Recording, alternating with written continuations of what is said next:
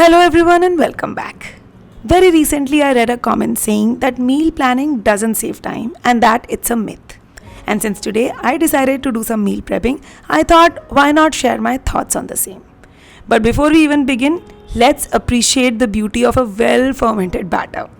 This time I used 2 part rice, 1 part urad dal, 1/4 cup chana dal and 2 tablespoons of cooked rice to prepare this batter. And thanks to the weather, I have a perfectly fermented multi-purpose batter ready. Today's agenda is to do bits of everything for a productive meal prep. So stay till the end to see how smartly I doubled up my meal prep with minimum efforts.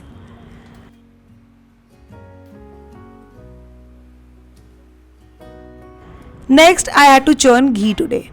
I had set the curd made from stored cream out the night before and had kept it in the fridge early in the morning. Now I'll add some room temperature water and churn this curd till the fat separates.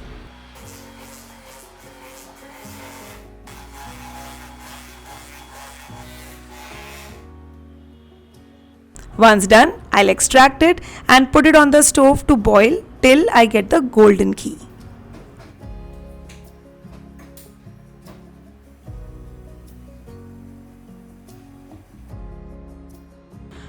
During my meal prep, I prefer chopping a few veggies in advance and keeping them ready in the fridge.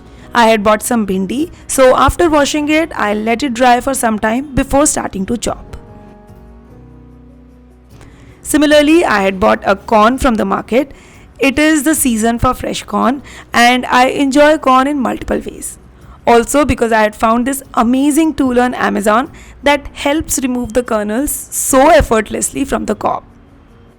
This is a steel cutter that comes with a zigzag cutter inside that helps remove the kernels easily. Let me show you how. All you need to do is rotate the corn through the cutter just like you sharpen a pencil, and the kernels will get separated. I'm truly very happy with this purchase. Now I'll wash the kernels and put them on to boil before storing them in the fridge. Easy peasy, lemon squeezy. Next, I'll chop bhindi in 2 ways while talking a bit about meal prep. So yes, meal prep does take time. There is no shortcut around that. But I think the real question is not whether the meal prep takes time. It's when you spend that time.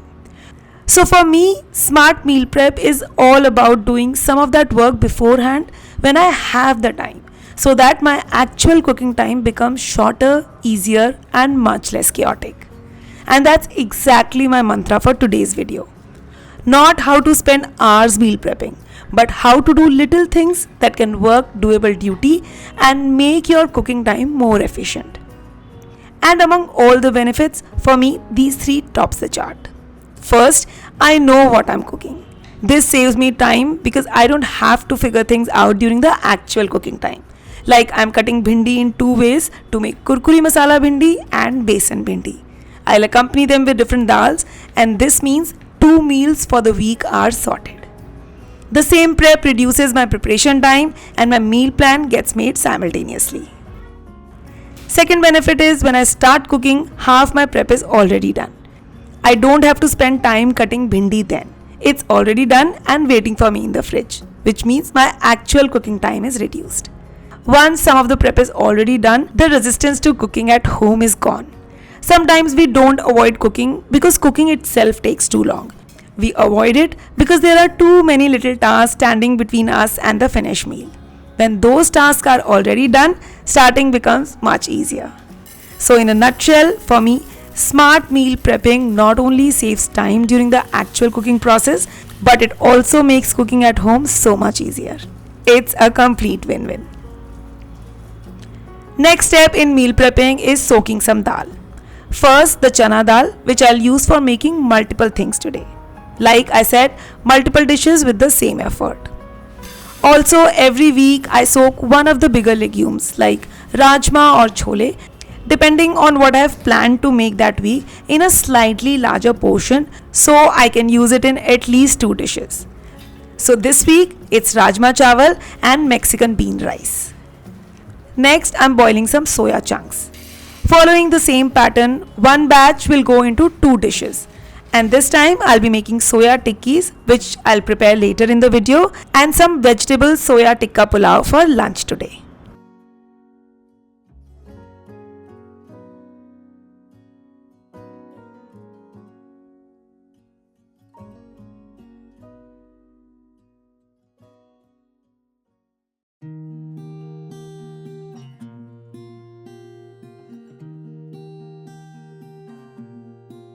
After washing the soya chunks, I'll boil them and let them cool down. In the meantime, I'll prep my tikka marination. And this time too, I'll make a bigger batch of the marination so I can use it for two different dishes. Start by taking 2 cups of curd and adding some crushed ginger garlic to it. Next, go the spices. Kashmiri red chili powder, roasted cumin powder, black salt, red chili powder, garam masala, turmeric, salt, coriander powder, amchur powder, crushed kasuri methi, pickle oil and lemon juice. Now mix everything well and keep it aside.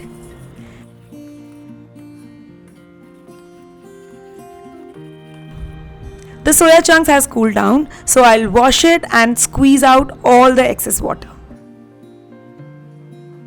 Now I'll take half the soya chunks and mix them with half of the marination. The rest of the soya will be used for preparing the soya tikkis later. Make sure the soya is coated well, because this will be the delicious base for our soya tikka pulao, which I'll make for lunch in a bit. Now I'll roast some besan and add it to the remaining marination and mix it well, because this time I'm going to be using paneer for the marination.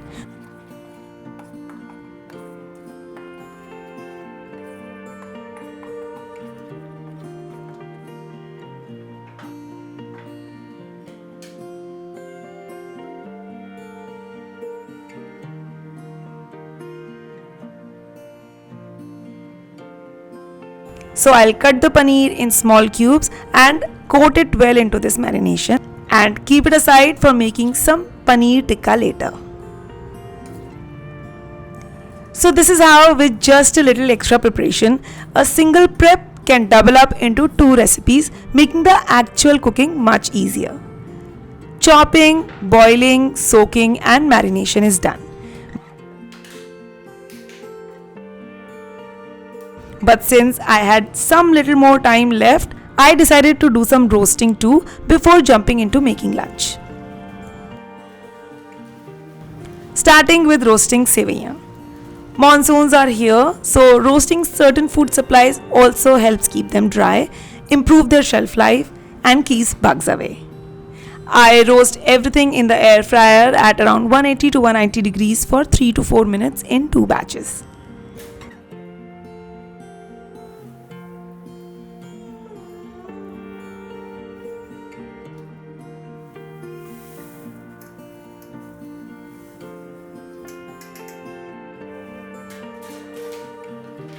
Similarly, I'll also roast some peanuts.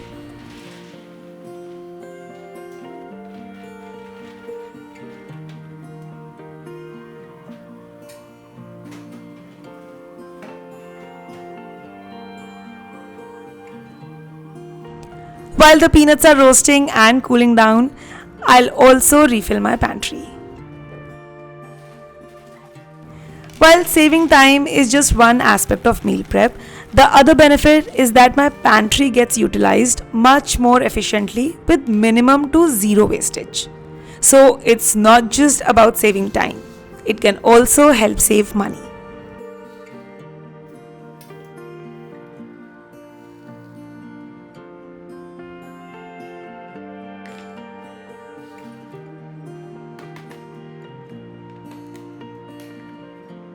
The pantry stock more or less remains the same, but the meal prep helps me add variety to my meals using the same pantry staples. This keeps my kitchen running efficiently, adds variety to the food, reduces the temptation to order or eat outside, and saves time, money, energy, and most importantly, a lot of mental peace.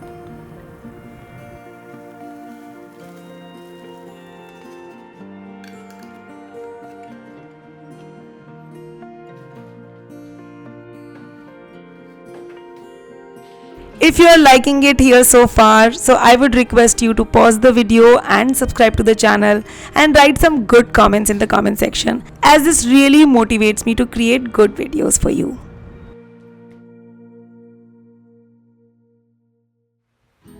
Now let's dive into a quick lunch because I genuinely had no time left before Dhere comes back from school.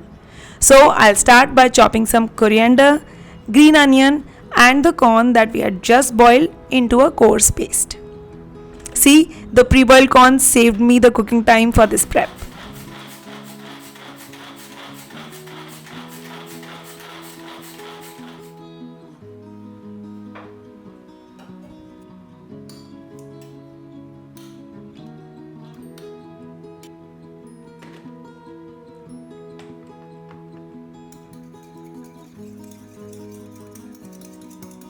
Now let's add this mixture to some dahi along with some raita masala to make this delicious seasonal corn raita, which I'll be serving with our soya tikka pulao.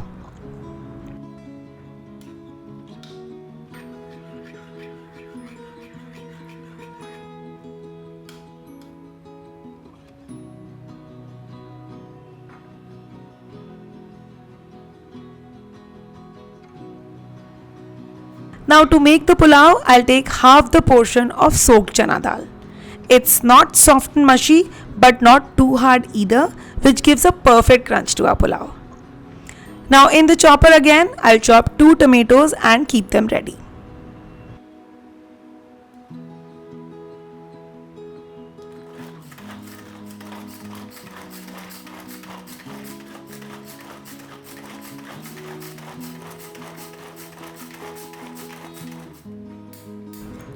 Let's get on to making the pulao now. In some oil, add cumin seeds, ajwain, turmeric, Kashmiri red chili powder and coriander powder and saute well.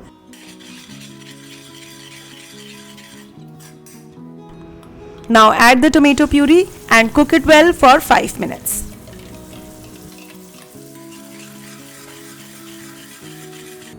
Next, add the chana dal and some salt and cook this covered for another 5 minutes.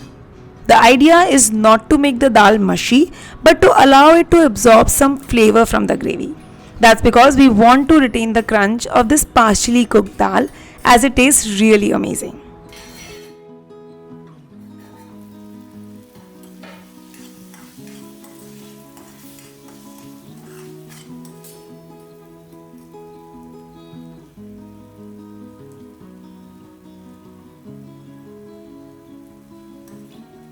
Next goes the marinated soya chunks. It's been about 1.5 hours and the flavors have seeped in well. Keep stirring and let this simmer for 10 minutes till the oil from the curd starts to release. This step makes the soya really delicious.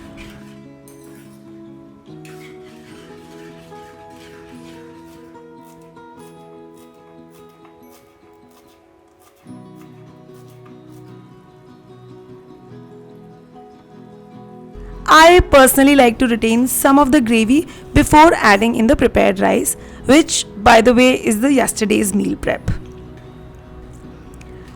A little gravy keeps the pulao from becoming too dry and makes it taste super delicious. Add some salt and chopped coriander leaves and mix everything gently. And here you have it. Super quick, super flavorful soya tikka pulao with corn raita and some onion beetroot salad. I'll give this a 10 on 10 for the flavors, especially considering that soya doesn't have much flavor on its own. The pickled flavor from the marination is really what seals the deal. And this is such an amazing way to have a high protein, almost instant meal at home that you would wish to eat on repeat. Trust me, your family will enjoy it, so do try this one.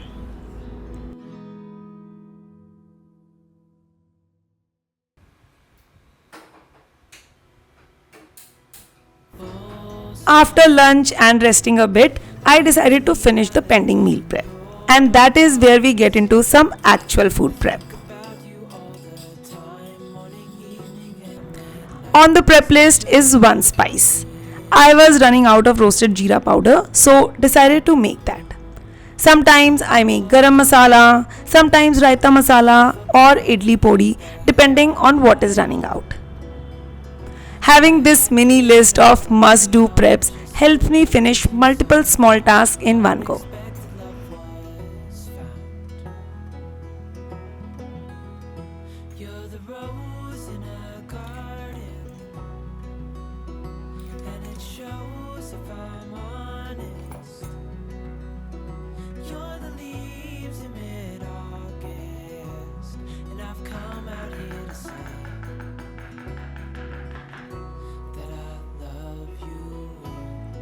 Now that the spice is done, I'll move on to making one condiment.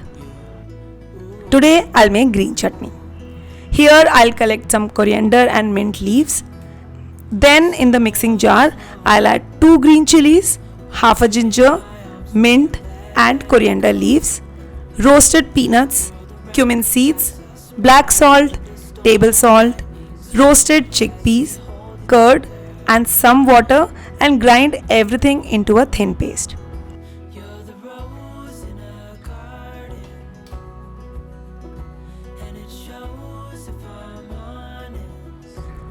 And one condiment for the week is done.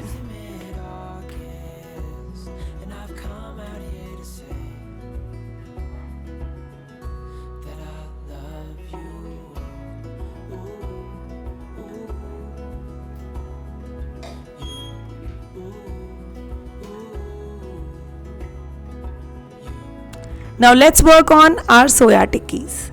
In the bigger mixing jar, I'll take 1 green chili, garlic, ginger, coriander with stems and boiled corn and coarsely grind this mixture.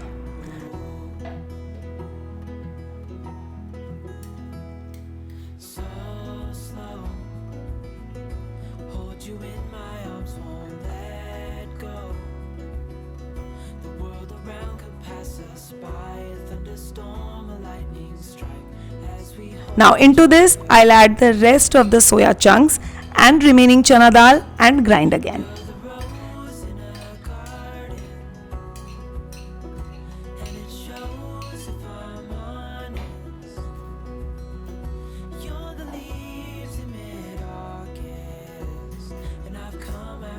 Now I'll take the mixture out and the base of our tikkis is ready. Now to give them some binding, I'll add some rolled oats and spices like black pepper, salt, red chili powder, coriander powder, garam masala, amchur and roasted cumin powder and mix everything well. Next, I'll also add some sattu powder for more protein and better binding and mix well so that I can roll them into small tikkis. If you don't have sattu, you can skip this step or add other flavorings like spring onions instead.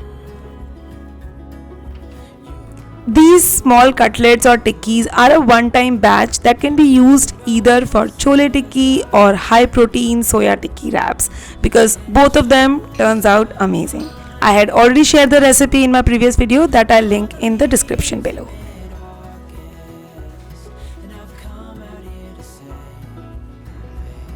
And with that, I hope you found this meal prep productive, time-saving and efficient enough to replicate at home. Comment more meal prep for more ideas on healthy and tasty meal preps. Do like this video and subscribe to the channel to show your love and support. Until then, let's talk in the comment section. See you soon.